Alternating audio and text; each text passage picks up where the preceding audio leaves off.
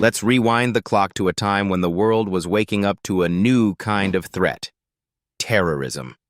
It's the 1970s, and the United States military is about to give birth to one of its most secretive, most lethal units: Delta Force. This isn't just a story about guns and grit. It's about one man's vision, a clash of ideas, and a heap of stubborn determination that turned a wild dream into a reality. So, how did Delta Force come to be? Buckle up, because this tale starts with a soldier named Charlie Beckwith and a little British inspiration. Charlie Beckwith wasn't your average guy. Born on January 22, 1929 in Georgia, he was a tough-as-nails Green Beret who'd seen action in Vietnam. But the real spark for Delta Force ignited in the early 1960s, when Beckwith got a front-row seat to something extraordinary. He served as an exchange officer with the British Army's 22nd Special Air Service Regiment, SAS for short, during the Malayan Emergency. The SAS were legends, small, adaptable teams who could strike hard, vanish fast, and handle anything from jungle ambushes to hostage rescues. Beckwith watched them in awe and thought, "Why don't we have this?" Back home, the U.S. Army Special Forces, the Green Berets, were masters of unconventional warfare. They trained rebels, built alliances, and played the long game in places like Vietnam.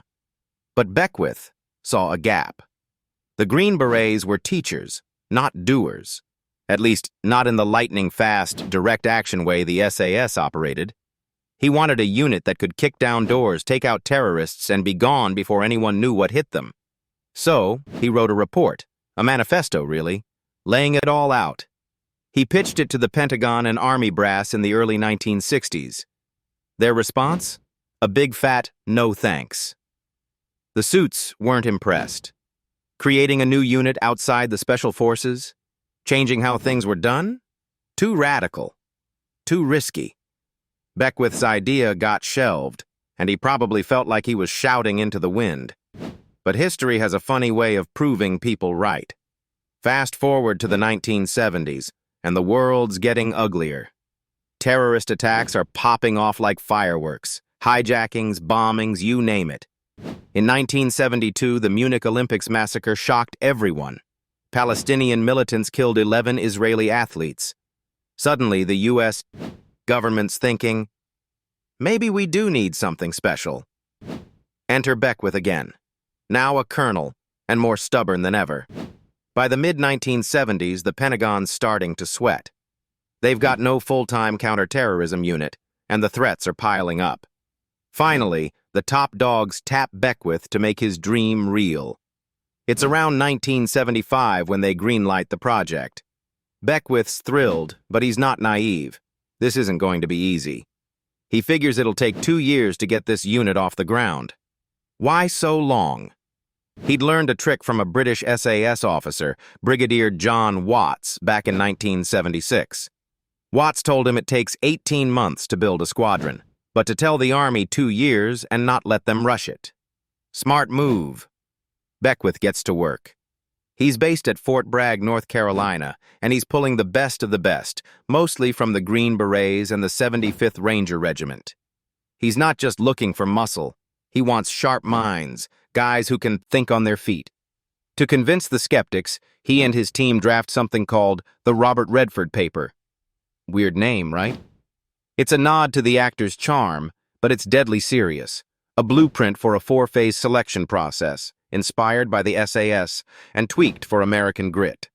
It's grueling. Physical tests, mental strain, and a 40-mile hike that breaks most who try it. Only the toughest survive. By November 19, 1977, it's official. A message hits Beckwith's desk at the John F. Kennedy Special Warfare Center. Delta Force, technically the 1st Special Forces Operational Detachment Delta, is activated. Beckwith's the first commander, and he's molding this unit in the SAS's image but with a stars and stripes twist. They're small teams, highly trained, ready for anything. Counterterrorism, hostage rescue, you name it. The Army's not shouting about it, though.